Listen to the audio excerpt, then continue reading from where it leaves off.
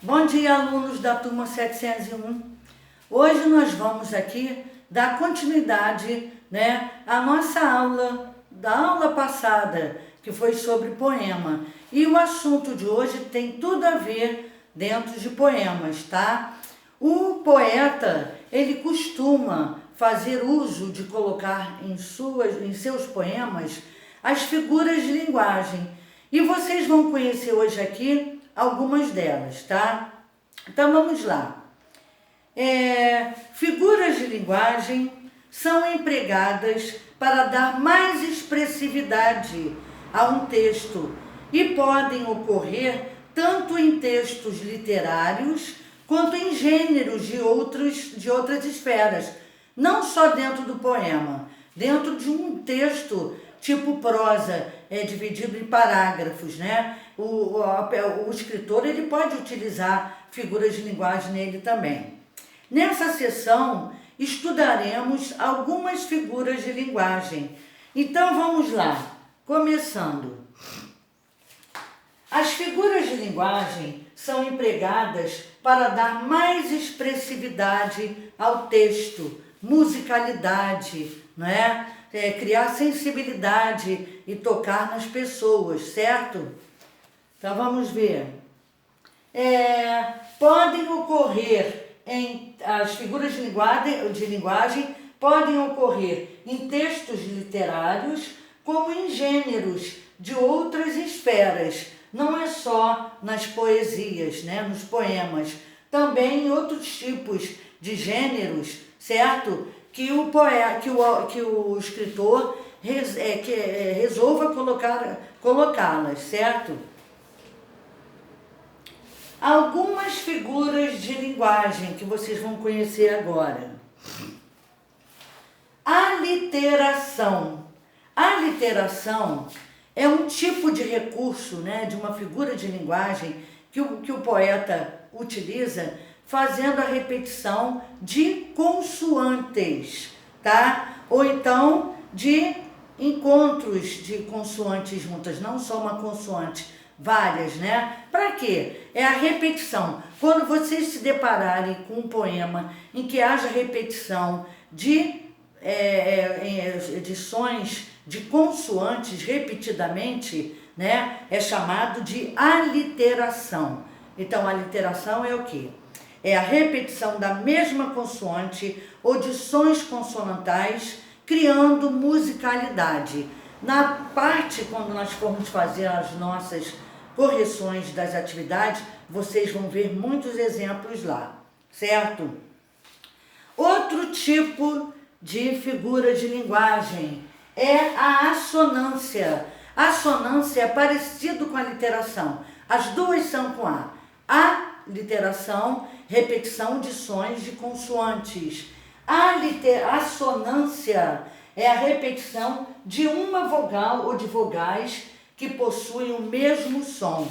Então, dentro de um poema, quando o poeta utiliza a repetição de sons de vogais, a gente chama de assonância. Quando repete sons de consoantes, é aliteração, certo? Continuando. Onomatopeia, outro tipo de figura de linguagem, que o poeta pode utilizar. Onomatopeia é a repetição de sons, de objetos, de animais, sons da natureza, certo? Então é um recurso sonoro que produz som, que reproduz certos sons, seja da natureza, seja de objetos, de ruídos, de animais, entre outros. Por exemplo, trim é o barulho do telefone tocando, ou pode ser o barulho da campainha. A esse imitar o som dos objetos chamamos de onomatopeia. Au, au é o som produzido pelo cachorro, ou seja, por um animal. Os sons produzidos sobre os animais também são chamados de onomatopeia. São muitos utilizados nas histórias e quadrinhos, certo? E nas poesias também, para poder criar musicalidade. Todas criam musicalidade quando há repetições, certo? Existe agora, gente, a paronomásia. Paronomásia, o pessoal deve estar pensando assim, meu Deus, que nome é esse? Paronomásia vem de parônimas, palavras parônimas que se parecem, tá? São semelhantes ao som, possuem o mesmo som, no entanto que às vezes a gente se confunde, mas o significado é diferente. Quando eu digo a palavra comprimento de extensão, é com O, e cumprimento com U é de saudação. Então, são muito utilizadas também para o leitor prestar atenção, né? É um tipo de linguagem que usa os parônimos, as palavras parônimas, tá? E, por exemplo, observa comprimento e comprimento. Quando a gente fala, a gente até confunde, porque elas são semelhantes, né, ao som, mas tem significado diferente. Então, elas são utilizadas também pelos poetas, certo? Como figura de linguagem. Outro exemplo também é cavaleiro e cavalheiro. Às vezes a gente confunde também. São palavras parônimas, têm sons parecidos, mas são com significados diferentes, certo? Então, cavaleiro com L só é o homem que monta a cavalo. E cavalheiro com LH é um homem nobre, né? Educado, gentil, aquele que abre a porta para a pessoa entrar no carro, certo? Então, paronomásia são palavras semelhantes em relação ao som, mas com sentidos diferentes. Então, até agora vocês viram aliteração, repetição de sons das consoantes. Assonância, repetição de sons de vogais. E aqui, aliás, teve onomatopeia, reprodução de sons da natureza, de animais, certo? E paronomásia são relacionadas também aos sons, que se parecem, mas produzem significado diferente.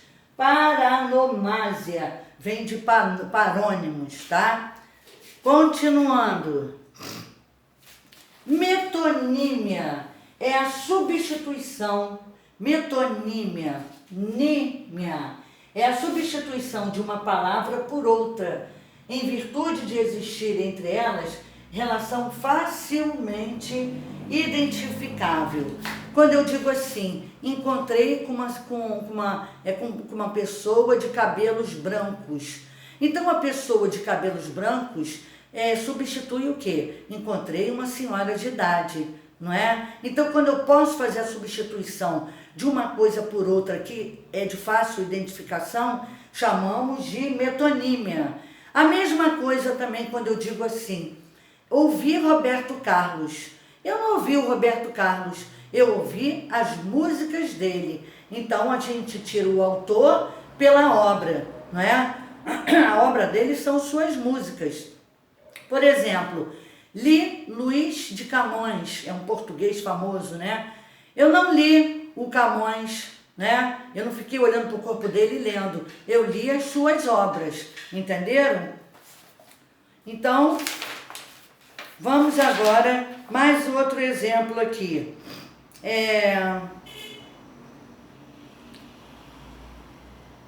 Por exemplo, tomei um copo d'água. Eu não tomei um copo. Eu peguei o copo e enfiei pela minha garganta abaixo? Não. Eu tomei o quê? O líquido. O líquido que estava contido dentro do copo. Aí é chamado de continente pelo conteúdo. O conteúdo que está lá dentro. O continente é o copo, certo? Então, quando aparecer palavras que a gente possa substituir por outra e que seja de relação facilmente identificável, chamamos de metonímia. Agora vem a comparação e metáfora. Eu vou falar de ambas, são as duas finais. Comparação, o nome já diz, comparativo. Geralmente apresenta o termo comparativo como Maria é tão linda quanto o sol, não é? Maria é tão linda quanto as estrelas, ou como as estrelas. Então eu estou comparando Maria às estrelas, ou ao sol, ou à flor. Quando o elemento comparativo surgir, aparecer explícito, aparecendo mesmo, eu chamo de comparação. Mas quando eu digo Maria é uma flor, flor é flor, Maria é Maria. Se eu colocasse Maria é tão bonita quanto uma flor, como uma flor, seria a comparação. Quando o comparativo como não aparece, vem escondido, nós temos que interpretar e entender. Ela é tão bonita quanto uma flor, não é? Maria é uma flor, ela é como uma flor, mas como não teve o termo comparativo, chamamos de metáfora, certo? Outro exemplo, estou com uma fome de leão. Eu estou com fome. O leão, eu sou eu. Já é uma metáfora para mostrar que eu estou faminta, cheia de vontade de comer, certo? Então vamos ver agora a metáfora, a comparação, agora a metáfora. Metáfora, quando aproximamos elementos diferentes por meio de uma característica comum a ambos. É uma comparação subtendida. Comparação subtendida é que a gente entende que está comparando, mas não vem o termo comparativo explícito. Ele está subtendido, ele não está aparecendo. Conclui-se que, Maria é uma estrela, ou seja, ela brilha, ela é radiante. Maria é Maria, estrela é estrela. Se eu colocar Maria é tão brilhante como a estrela, eu vou dizer que houve uma comparação, porque o termo comparativo apareceu. Mas se eu disser que Maria é uma estrela, está subtendido o como lá escondidinho, Mas não, a estrela está querendo dizer que ela é brilhante, radiosa, Está querendo colocar a pessoa nas alturas.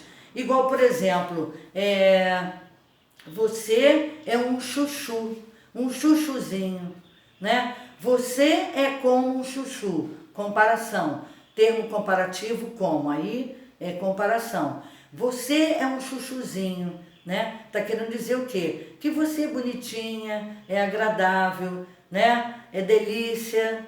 Não aparece o termo comparativo como, mas ele está o quê? Ele está subtendido, Então, gente, hoje vocês tiveram a oportunidade de aprenderem esses tipos de figuras de linguagem, certo? É uma matéria pequena, mas de suma importância, que vem inserida dentro dos poemas. Então, repetindo, assonância, aliteração, onomatopeia, paranomásia, e comparação e metáfora, certo? São figuras de linguagem que hoje eu passei aqui para vocês aprenderem, ok? Quando vocês forem fazer as atividades, vocês terão inúmeros exercícios relacionados para serem identificados as mesmas, tá? Então, um beijo, uma boa e um bom dia para vocês.